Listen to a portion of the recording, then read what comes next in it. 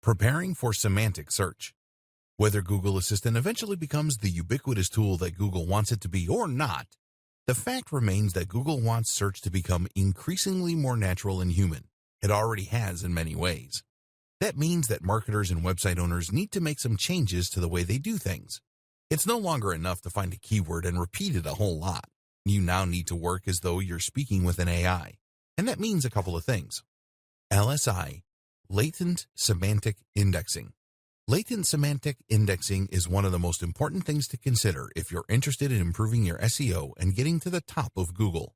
It's even more critical if you hope to be ready for Google's AI-driven future. Not only is it a powerful concept in itself, but it is also an important microcosm of the broader changes that we are seeing to SEO today. Search engine optimization is a big and very important part of digital marketing, and if you want to drive the maximum number of people to your website or blog, then it's absolutely essential that you have the search engines on board. In the past, SEO has largely relied on creating tons of content around a certain topic and repeatedly using a set number of keywords or key phrases in that content in order to help Google identify the subject and help the right visitors to find your pages. Unfortunately, a few people began to take advantage of this system and began keyword stuffing by using the same keywords over and over again to the point of distraction. Google had to get smarter, and so it did. Today, using the same keyword too much will get you into trouble. So what does Google do instead? It looks at context and the broader subject of the article. In other words, it looks for synonyms and related terms, and this also gives it the ability to better understand what your page is about.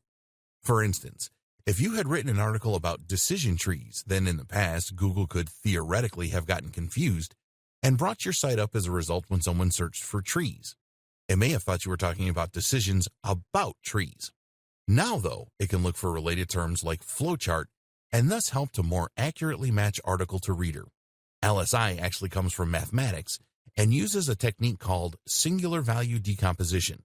This means that it will scan unstructured data and look for the relationships between the words and concepts within. How to handle LSI? So, how do you make sure your site is LSI optimized? Short answer, you don't. While it is obviously tempting for SEO companies to now start offering their LSI optimized services, the truth is that you should have been doing this all along and without thinking about it. That's what the best web marketers like Andre Illison have always recommended, and it's what Matt Cutts advises as well. In short, writing naturally should mean that you are including synonyms and related topics. Otherwise, your writing is going to sound pretty repetitive. The moral is what it's always been: stop double guessing and just write for the reader.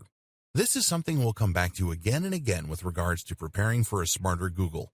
But there are also some other tips you can keep in mind if you want to ensure that Google knows what you're talking about.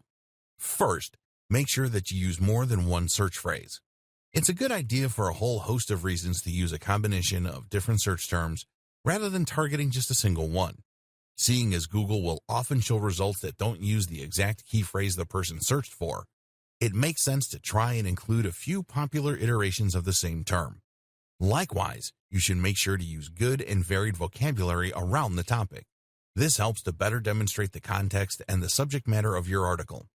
Rather than filling an article with random synonyms, think instead about words that would often occur alongside the topic you're working with, such as our earlier example of flowcharts. This is called co-occurrence, and it's the kind of thing that machine learning algorithms love. Structured data. The other big concept that SEOs need to consider in order to be ready for the AI Google of the future is schema markups, also known as structured data, also known as rich data. Remember, Google's aim is to enable Assistant to answer natural language questions with useful responses, which will draw on information found on the web.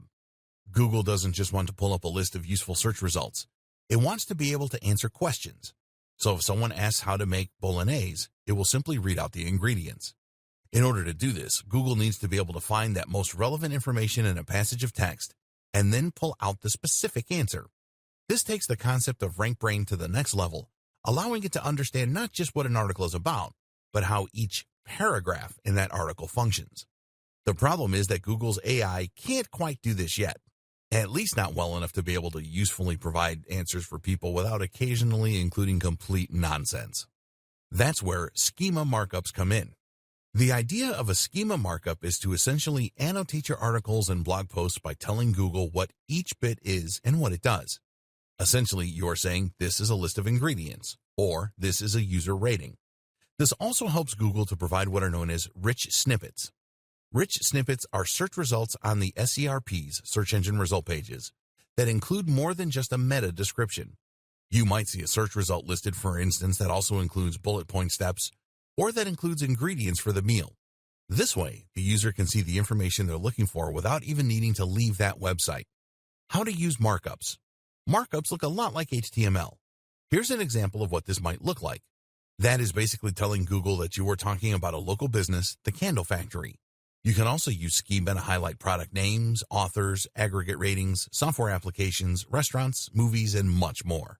To use this information, you can either look up the HTML code and implement it yourself, or you can use Google's handy markup helper, https://www.google.com/markup-helper/u/0. Here you will simply share the URL of the page you want to mark up, and it will then provide you with the opportunity to create the necessary tags. There are also plugins you can use to the same end through WordPress. The good and the bad of schema markups. The savvy among you may have noticed some worrying issues with schema markups. Specifically, they encourage people not to visit your website. Let's say you have a recipes website and you included an article on cooking bolognese. You probably did this hoping that people would search for it on Google, find your website, and then visit your page in order to read about it. In doing so, they might also click on a few ads, they might buy an affiliate product, or they might just remember your brand so they come back again in the future.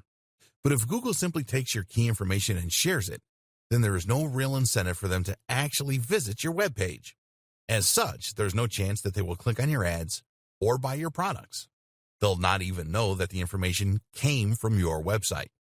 Essentially, Google is this way using our intellectual property without any remuneration, which has upset a lot of webmasters, businesses, and marketers. So should you avoid using these features altogether? Unfortunately, that is not really an option. Remember, Google also uses markups in order to provide rich snippets. These are the more media-rich search listings, which include things like star ratings, images, bullet points, and more.